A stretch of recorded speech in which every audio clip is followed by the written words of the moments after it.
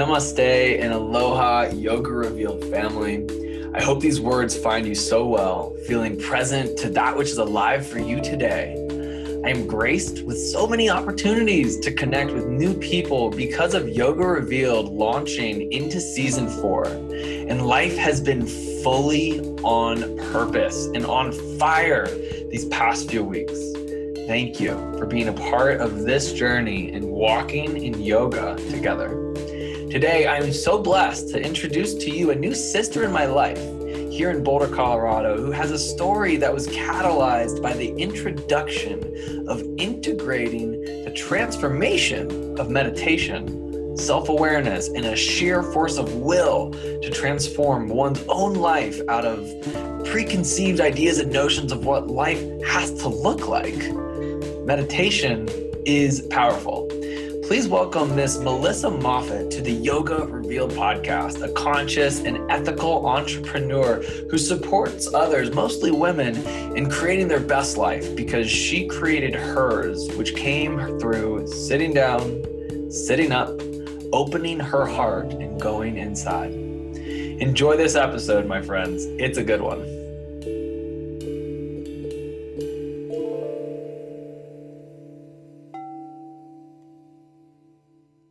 Namaste, Yoga Revealed podcast. This is Alec Vishal Rubin, and I'm so grateful to be here with you each and every day where we get to wake up and have another opportunity to look inside and to grow. And I'm just so excited to have a beautiful human here in person with me today, Miss Melissa Moffet. Yes. Is that how you say your last name? I got it right. Usually I asked before, but I got it right. That was good. And man, I've been watching you through our blossoming community, and we connected at a party the other night, and you have this profound journey from where you were to where you are now. And really, like, the first sentence that I really heard was how meditation was and has been a huge catalyst. And for me, I think that meditation is something that we all need and could use more of in some way, shape, or form. And, you know, I would love to ask you the very first question that we always ask everyone. How was yoga first revealed to you in your life? Oh, I love this question. So I would say yoga was revealed before I even knew it was being revealed or knew it was yoga. So I grew up in the South, in Tennessee, in a very, Kentucky boy. Yeah, in quite the rural area. And I love the South. I love my people. I love the South. But yeah, I grew up I'd never heard of meditation, really. I mean, I'd maybe heard it either made fun of a little bit or like on shows, like things like that. You're going to sit around like a hippie and meditate, like things like that. Yeah. And yoga in my mind, what I knew was it's exercise, right? It's a workout. It's like you go to Pilates, you go to the gym, you go to a yoga class, that kind of thing. And I grew up and kind of reached this point from, having some experiences as a child that were pretty stressful, pretty toxic, some like abusive situations, things like that, where I developed a lot of anxiety and depression at a pretty early age. And I'm so thankful for it all now. You know what I mean? But I ended up, being medicated for a long time, in my teens, that kind of thing. And it got better. And then it was better in this way that I'd kind of like reached this cap of, it wasn't truly, I was still so disconnected from myself. I had no idea who I was. I had no idea how to truly connect with others, all of that kind of stuff. So I'm in college. I'm about 19 at the time. Where'd you go to college? Cookeville, Tennessee. Cookeville, Tennessee. Yeah, small college town. I was studying engineering, so I became an environmental engineer. Nice. And I was like reading, I think I stumbled across, I don't know what website it was, but some website that has like articles about like mindfulness and health and things like that. And they were like, it was one of those like 3 steps to meditate. And I was like, did you know that meditation makes you like less anxious? And I was like, oh my gosh, I'll try it. And I knew no one who meditated, or at least like, I didn't know if they did. I didn't talk about it with anyone. I had no idea how to do it. So I started sitting down on my lunch break just for 5 minutes, literally just for 5 minutes. And I would just sit there and my mind would be running and I would be like, am I doing this right? I have no idea. And then in a few days, which now I know this is like, meditation can start to shift you in a few days. It's so powerful. In a few days, I started feeling shifts. Wow. And I couldn't really describe it, but it was just like an openness, like a relaxing, breathing a little more slowly, walking a little more slowly, seeing things a little more clearly. It's like you're literally cultivating mindfulness. Yes, exactly. Yeah. I started feeling more present, even though my thoughts were like rushing through my brain when I sat down. And then I had no idea what the connection was to yoga with meditation at that point. So I just kept doing it because it was working. And then a couple years later, I was in ballet. So I was teaching ballet and training in ballet. And I was training to be the sugar plum fairy, the sugar plum fairy. Okay, cool. Can I do a side note? I told him, I have a podcast too. So I told him that I like mess up all the time and I like never correct it. I end up like messing up more. Oh, just, like, totally. So I'm professional though. My drink too.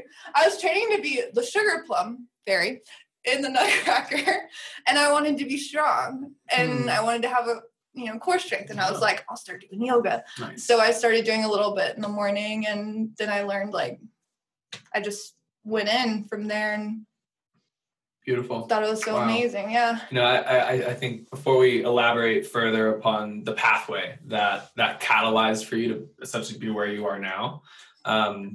You said something that was quite profound. I'm trying to pull it, where in a couple days, you just started noticing a shift. Oh, yeah. And I feel that is, I feel that as well. I was 19 when yoga revealed itself to me, and I was very much also in the mind state. It was like, this is exercise. Mm-hmm. And I did it. I had my first practice at Core Power Yoga on the Hill in Boulder, Colorado. My very best friend, Kiefer, took me to that yoga class, and it changed my life. And I just kept going back, and I noticed shifts every day, every other day. And then I stopped for a week. And in that week where I stopped, I was like, I don't need this. Done. Yep. Did it. Done. Yep. Over it. Yep. I had a hard week. Yeah. And then I had to go back. Yep. So I feel you. And I think that's so cool that you had the awareness to be like, whoa, I'm noticing steps of mindfulness being cultivated in my life. Mm-hmm. And I'm curious for you, at this point now, having that been 9 years ago or so, how did your meditation practice, which then led you to find yoga practice to cultivate a sense of internal stability, which you at that moment, correct me if I'm wrong, found as like wanting to have strong core for being the sugar fairy. Yeah. That part. What helped you use the yoga in your life to get to where you are now? I feel almost like it wasn't that I used it. I feel like, because I had no idea where I was going. I had no idea what all was going to happen. I remember you were like, I don't know who I am. I had no idea. I was so disconnected from myself. My whole life was designed based on people pleasing and based on, I was so disconnected, and my relationships were all a mess. I was very disconnected from my family. I was so stressed all the time. I wasn't very hopeful. I didn't have a lot of joy in my life. I just thought that was life. You know what I mean? And I became an engineer because I was good at math and science, and someone told me that's what I should do. And I started to just wake up to the idea that wasn't it for me. And I started to see other people, you know, because I was like, I got hungry for consciousness. I got hungry for this healing. Yourself. Yes, exactly. And this was when you were still practicing yoga and meditating. Yeah, I was meditating, practicing yoga. I started listening to podcasts and YouTube videos and like getting all I could get and like, you know, getting into, because I couldn't go, you know, I didn't know of places to go to. And that didn't feel like within reach to me at that point either, to go study or to go explore or whatever. So I just started like consuming as much as I could to learn, but also like trying to integrate that in my life. And so I started to disconnect myself from like, oh, this isn't me, you know, this isn't what I actually have to do. And I had these ideas that maybe, you know, I'll become an engineer, but then down the road, I'll become, you know, a yoga teacher or something like that. You know, I had no idea what or how. And I was also very trained to believe that my stability had to come from a stable job. Right. So that seemed terrifying to me and it seemed really impossible, but I just was open to it. So I ended up finishing my master's degree. I thought initially I wanted to get a PhD, but you know, by that point I was like, okay, no, this isn't actually for me. And I went and did a yoga teacher training in Hawaii. And then I started on the Big Island. On the Big Island. Cool. Yeah. And I had no idea how quickly things were going to happen.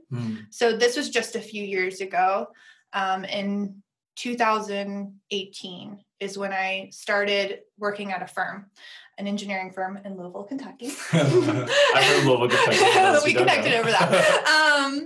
And I worked there for only a couple months. Wow. And then a few things woke me up. One, I was in Hawaii and there was the whole ballistic missile scare. And like, I thought I was going to die for a little bit. And that like kind of like changed me a little bit. And then the second thing was my dad having a heart attack, which made me see how impermanent life is. Right.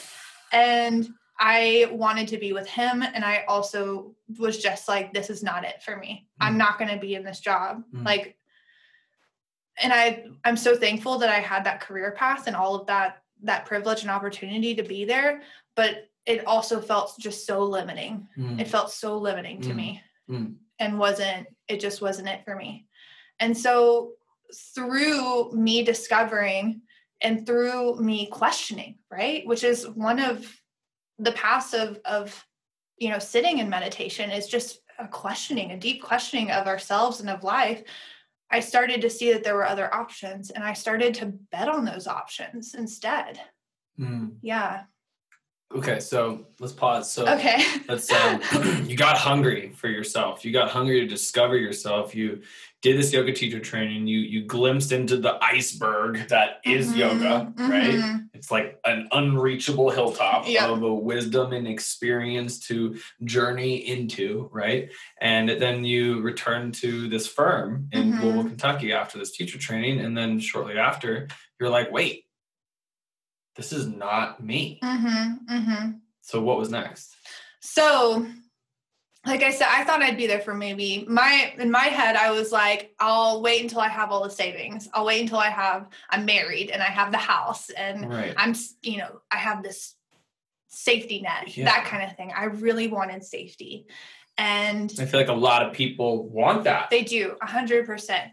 But then I started to realize through my dad, you know, he developed so much safety in his life, what he associated with safety, you know, financial safety, you know, a career path. But because of how much stress he was under and how disconnected he was with himself, he didn't have safety of health. He didn't have safety with relationships. He didn't, you know, he didn't have safety within his own well-being and emotional and all of it. And I saw that within him. And I also saw that within a lot of the people I worked with too.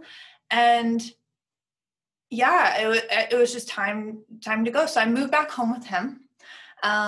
And the people I worked for were super lovely and very supportive of that. At the time, in my head, I was like, I could go back. I had no idea where it was going to go. I knew I loved meditation. I knew that I wanted to teach it. I had been sharing on Instagram and developing an online platform.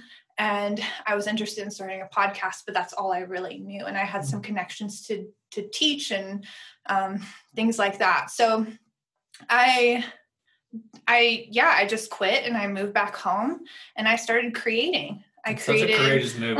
Quit in what you had the income and you just quit overnight. Yeah. So I had $2,000 in my savings account. I'm so thankful that I wasn't paying rent or anything like that when I moved back home. Huge blessing. And I also, like, in the same week, I like moved back home. I got broken up with by the guy who I thought I wanted to marry and all that kind of stuff. So like, it was just, and I think a lot of people have experienced that this year, where everything we thought was secure is in fact not secure. You know, nothing's promised. Nothing outside of ourselves is promised. Like, life isn't promised, all of that kind of stuff. So I truly felt that. And I moved back home and I just started I made a meditation guide, a guided meditation album, a couple of ebooks. And then I started making courses on personal empowerment. And then that slowly transitioned into me working with people who are in, you know, different areas of teaching well-being, consciousness, yoga, whatever it is. And I started working with them I got really interested in business, that like ethical side of business. And I started helping people create good businesses for themselves. And it was so interesting because I was so afraid to leave this stable career where I was making good money. And now it's like, oh, I can do that doing whatever I want that feels truly fulfilling. Yeah. Wow. I feel that there's a lot. I know a lot of people, and I imagine there are people who feel that the program of society and how they get the degree or the master's degree or the PhD, that they have to do it because they have to. And maybe at times it's like that is their dharma and that is their purpose, and they're super on purpose. Oh yeah. Which is like, bless, I'm all about that, support it. Yeah. And then what about those in your shoes or who can relate with you that's like, shit, I am making good money and like, I don't actually excuse my language, fuck yes, want to do this. What do I do? Yeah. Yeah. So like for those people, like, gosh, you created an online platform and ways of personal of offering empowerment to others by quitting and empowering yourself. And you know, to me, yoga is a platform for us to find the Tadasana, the mountain that we stand on, to be able to empower ourselves. And I love how you do that, and you did that. It is awesome. Thank you. Yeah. Yeah, it's been really interesting seeing the people I've worked with and people who have come to me and reach out to me. I have so many female engineers who say, you know, I got into this because I'm smart, right? I'm really smart and I wanted to do really good things for the world. But what I saw, you know, I got into environmental engineering, and there's so many people out there who are doing studies and, you know, studying the glaciers and all of that kind of stuff. And I think that's extremely powerful and beautiful. But through my lens in the world that I was in, there was a lot of disconnect between intention and then what was actually available to us based on, you know, EPA regulations, based on profit, based on all of those kinds of things. And that's where that personal empowerment came in, because I feel like, you know, I'm a huge proponent for like environmentalism and sustainability. And I feel like I've been able to do more, and it's been more fulfilling on that front since leaving. So like women reach out to me, and I think that's what you have to do is like follow. It sounds so like, but it's true. You have to follow your heart, and you have to disconnect from knowing how it'll all work out. And just like when you're on a mission to uplift yourself and uplift others, it will you can work it out. Yeah. The two things that are coming to me from when you say that is something that my mentors have shared with me, and it's to not be attached to a result, but to be more invested in the process. Yeah. And further to know that it's not overnight. And I'm here for a marathon, not a 10-yard sprint. You know, I'm here in the long run for whatever the entrepreneurial vision is, because you didn't create what you created in a month. I had no idea what was going to happen. I had no idea what I was doing. And that was one thing that wanted to stop me a lot, was like, what am I going to do in a year? What am I going to do in 5 years? And I had to adopt the mindset that I still have now, is like, I don't know what I'm going to do tomorrow in my business. Literally. I don't know.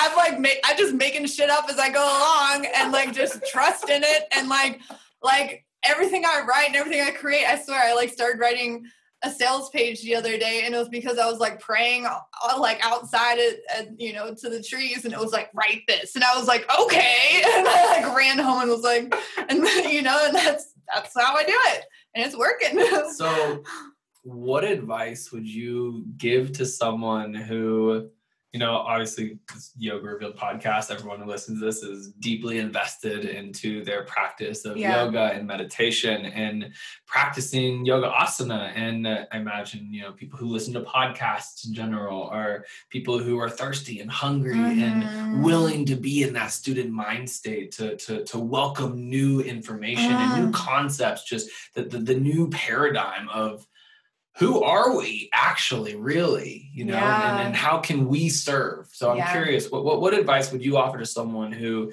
you know, is in the pathway of yoga, and that's part of their lifestyle in their life, that also wants to journey into an entrepreneurial aspect for themselves? Maybe some aren't interested in that, and that's totally Hakuna Matata. That's great. You know thyself. Awesome. Yeah. For those who want it, and maybe aren't sure where to begin, what do you invite them?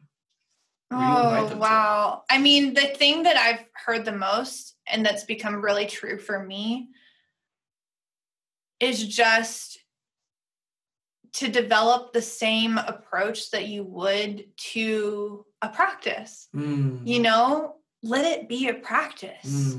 Let you if you're developing a business, or, you know, you're teaching or something like that, let it be practice. It's all practice, because you may reach some certain goal or some certain point where you're like, okay, now I can quit my job because I'm making enough money. Or like, now I've like, you know, I have students or whatever it is.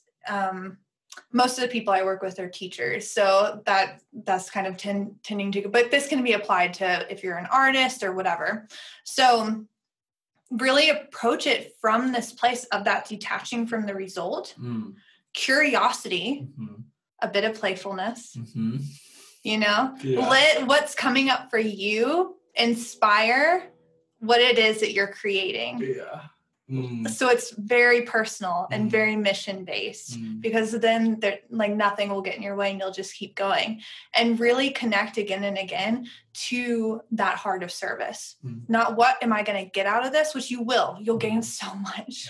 You'll gain so much. But if you're always thinking about that cycle, or if you receive more and you open up to receive it, and then circling that back into how can I give more, that's what's going to create massive growth.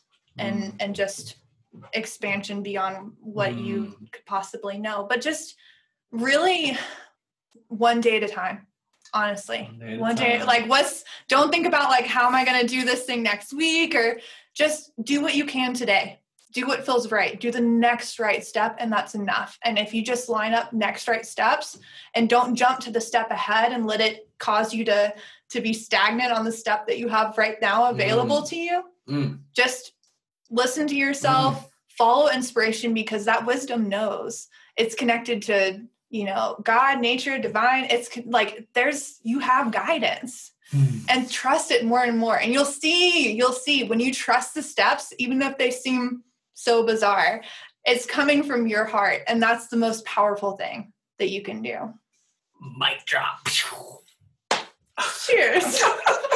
Drink to that. Cheers. That was amazing. Oh, Such a thank beautiful. you. I mean, no, Thank it's true. It's awesome. It's so The simple, next best but it's step, like always. it's so powerful because we get so caught up in like all of the how is this going to work and thinking way down the head, like way down the line and worrying about judgments and worrying about, you know, just we get so caught up in all of these things that don't actually matter. Right. And it's just like, how can I, if I can just touch one person's heart today, right? Like if you're making content, if one person says they needed to hear this today, that's enough. And it grows from there. It really does. Wow. So what is it that you do? Like, how would you answer that? Like, what is it that I love that question. I love that question too. It's like my favorite questions because it can be answered in so many different ways. And it's really like, what's alive for you? Okay. Right now. Right now. Do you do? Right now, I love my main intention, and it's through different vehicles and it shows up differently in people's lives, but is that stepping into your empowerment and your leadership and your creativity and helping people find that and helping people learn to trust themselves. And how that's explored oftentimes is through a business. So I work with mainly women and women, people who, you know, identify as women as well. And they usually have very like, oh my gosh, just heart-centered missions, right?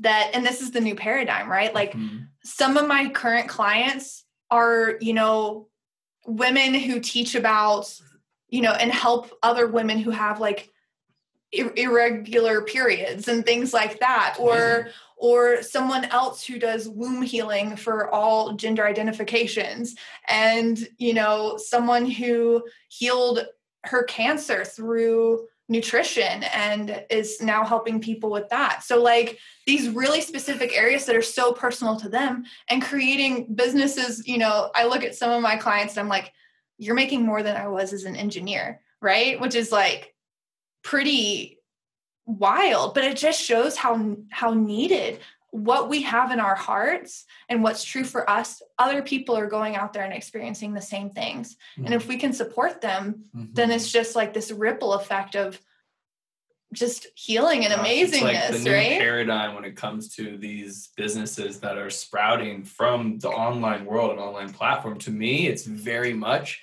economic permaculture. Yeah. Yep. It's so cool. Yeah.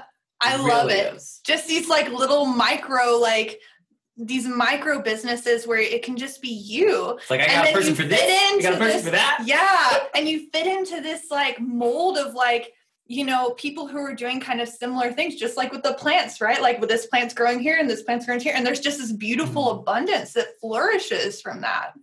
Yeah.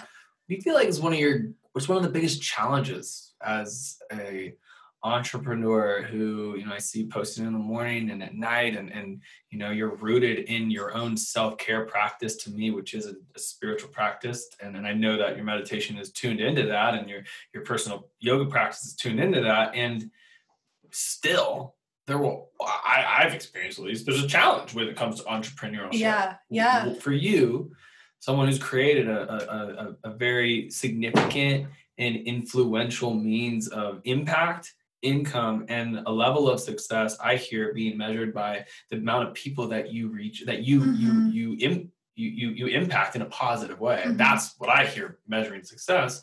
What is one of the greatest challenges for you as an entrepreneur? There have been, so far, the challenges that I've come up against is really that learning to trust myself and learning to find enoughness in what I have to offer and not get persuaded and get pushed out of my lane by what someone else is doing. I see. So comparing, like thinking I needed to do it this way or this way or this way. Yeah. And I've spent a lot of money on it too. I've invested a lot of money in trying to be, you know, someone else. Exactly. Wow. And so that's really where, but that's influenced my teaching so much. And my business is has flourished a lot because I experienced that. And now I really hold space. It's made me so much better of a space holder for people to find that within themselves, to be someone who's helping people grow their businesses, but in a way that really feels good to them and really makes them feel like leaders, you know? And so that's been a huge challenge in the last, it's something that I grew into the last year, was really finding my own voice and finding what I truly had to bring to the table in my own leadership. Yeah, for sure. What would be like top 3 nuggets to give to someone who wants to develop leadership and their voice? Okay. So, top 3 nuggets. One is like, actually, that, before you go, because those are 3 things that all yoga teachers have to embody. Yes. 100%. Leadership and owning your voice. Yeah. Sorry. Thank you. No, you're great. You're saying things as big. I'm like, yeah. So, one would be that you have to stay connected to your practice. We hear so often that yoga teachers start teaching and then they're teaching so many classes a week and they're not actually in their own practice as much. So for me, that's like number one. Like before I can take care of my clients, before I can connect with my partner, before I can connect with friends, before I can create anything, I have to be connected.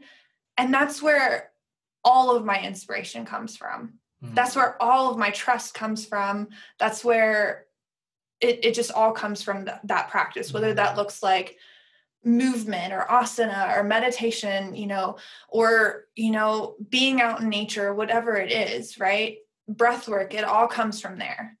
Seriously, all of my best ideas come from there. Can I reflect on that for a second? 100%. I remember I was at this rally in Denver, and there was a reverend, I think he's Reverend Michael or something. He's a beautiful African-American man. He's like, you know, the new paradigm agreement that we all need to make, and I'm inviting you to make right now, before you leave your house and you go out to the day, or before you start your work day, if you work from home, before you do anything that involves anything outside of yourself, is connect to the divine within yourself through spirit, so you can be the walking channel of consciousness.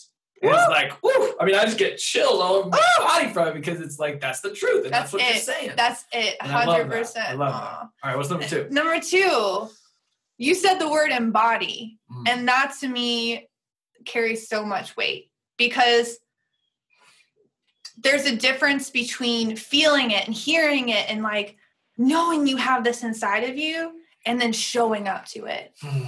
And bringing it, you know what I mean? And it's scary. It's scary to embody that next level of who you're becoming in your leadership and what's coming in your business or whatever it is in your relationship, you know, like saying the things, showing up and creating, making the posts, saying, I'm open to take clients. Like you know, building out the space, whatever it is, like you have to show up and do it. For me, that first step in me quitting my job, you know, and being like, okay, we're just going to try this out. That was the first step in me embodying. And it was terrifying.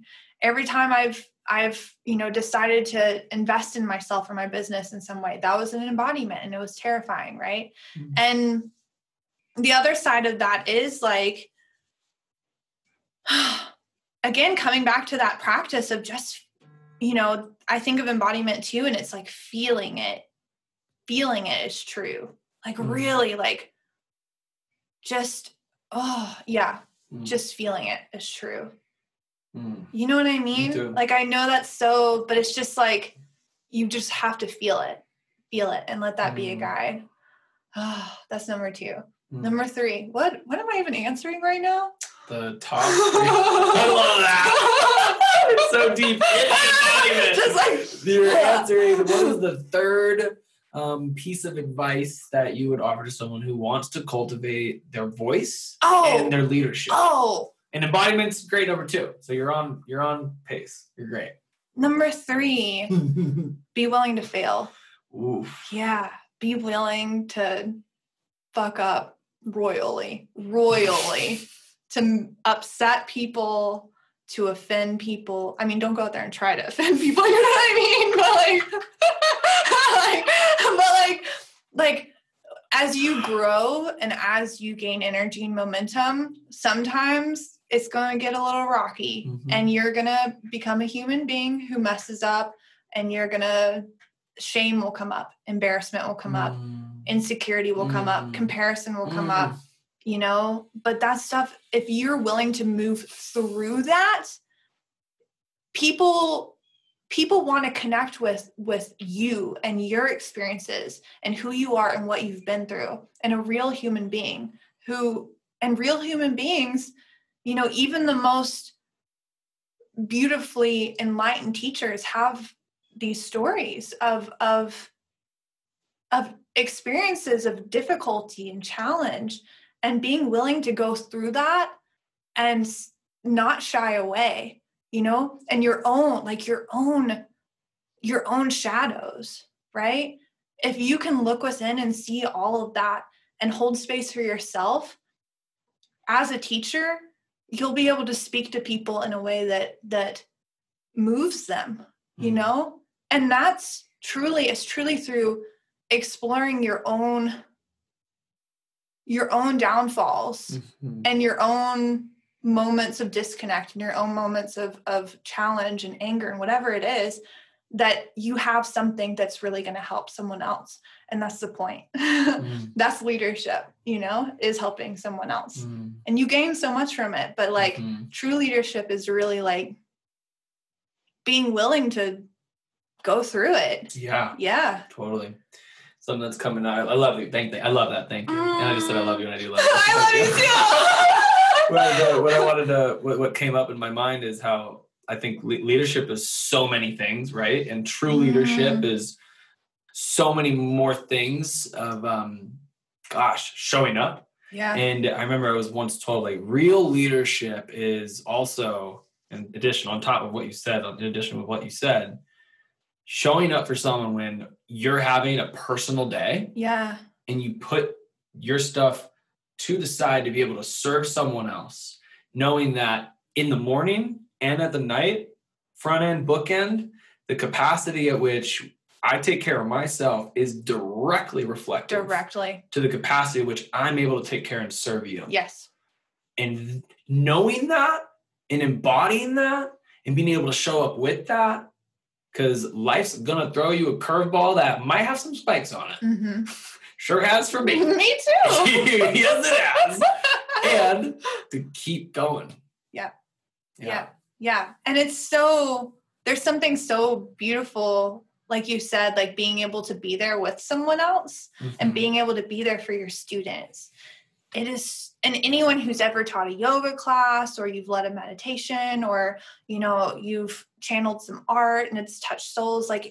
If you've held space for anyone in any certain way, or maybe you've been there with your grandma or whatever it is, that when you're really present and there and your heart is just open for them, it is so healing. So it goes back into that cycle of you hold space for yourself, and then you hold space for others, but that's also holding space for you. And then you hold space for others. And it's just this beautiful, you grow so much. You grow so much. Yeah. Intuitively right now, I'm wanting to just bring this piece in, because if someone's listening to this or watching the YouTube part, hi, we both just made with funny goofy faces. That's cute. I love that. And let's say that this individual's curious to contact you and to work with you and to get involved with some of the work that you're doing. I know that you just launched this called Queendom, which is my mastermind. So I have different offerings all the way up from working with me one-on-one.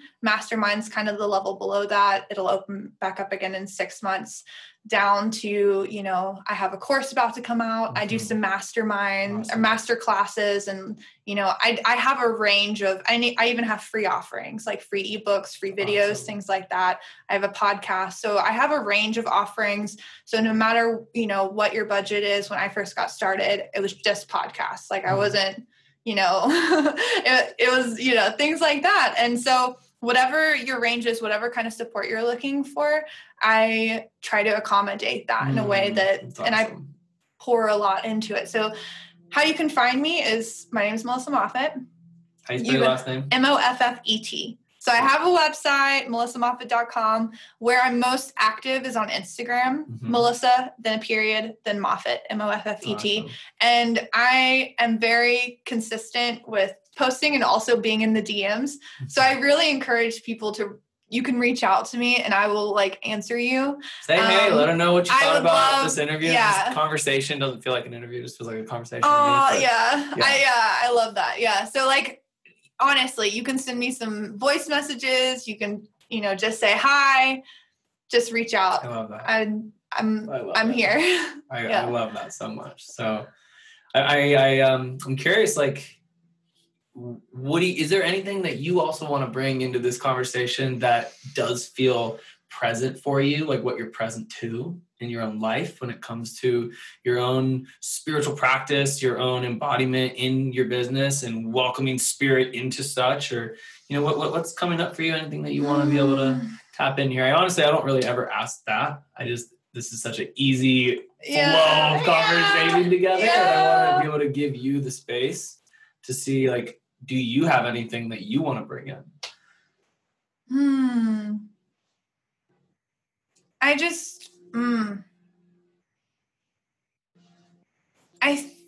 I really truly believe that there's so much power in really embracing life as a journey. Because I used to get so caught up in wanting to be at some certain place or have some certain thing, and then I would be satisfied, and then I would be happy, and then I would be secure. And if you're really, through your practices, cultivating presence and not just through your practices, but also, right, we talk about yoga off the mat, right?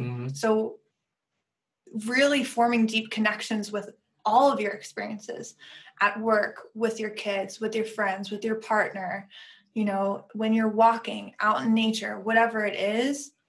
And then you're listening and you're showing up to what's calling you, right? Because we all have there's this pull, there's this voice that speaks to us. And when you really start to listen to it, my life has changed so drastically, so quickly in every front. And who I am has changed a lot. And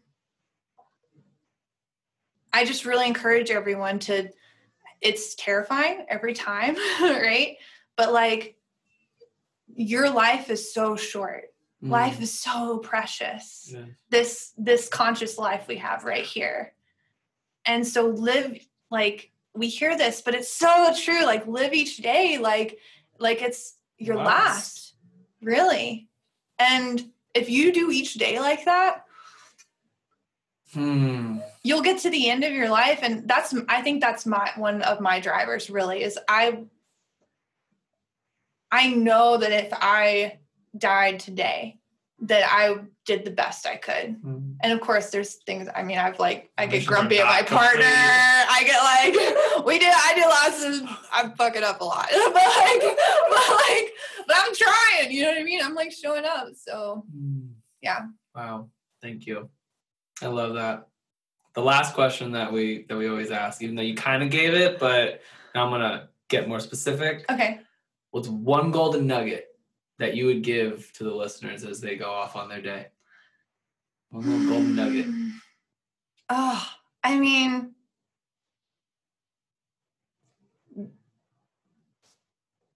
everything is so much more beautiful when you're really focusing on just adding as much love as you can into your life. True, unconditional, and just if you're I don't even know what, how do I do that? You don't need to have this instruction. It's in you. If you just every day remind yourself, let me be a force for good. Let me be a force for love. Let me love others the best I can. You'll see so many changes within yourself. You'll see little awarenesses pop up. And you'll just become a force for this fierce compassion and wisdom that just overflows from you when you set that intention every day and then follow up with action. Thank you for holding that. Oh, this is so fun. Thank you so much. Yeah, thank you. I love this. Well, from my heart to yours and to yours listening, namaste. Namaste. Yoga Revealed. What an epic conversation. I'm so grateful for the opportunity to go to depth with Melissa and you on what it takes to create an honest and soulful shift in life. If you found resonance with this conversation, please go to Yoga Revealed on Instagram and share this episode with the tag of melissa.moffet and Alec Love Life Yoga, and maybe with your takeaway. We so want to hear. Please be sure to check out our new website, yogarevealed.com. We have revamped everything, and we have new offerings, images, logos, and an epic website made by my dear friend, Ethos De Leon. Thank you for checking out our new platform on YouTube as well, to watch these interview recordings from their very live moment. I look forward to tapping into the consciousness of yoga on the next episode of the Yoga Revealed podcast. I have some epic human beings to introduce to you. This is your brother Alec, coming from Boulder, Colorado, loving you so much and oh so very grateful for all that you do to make our world a better place. Till next time, namaste, love life.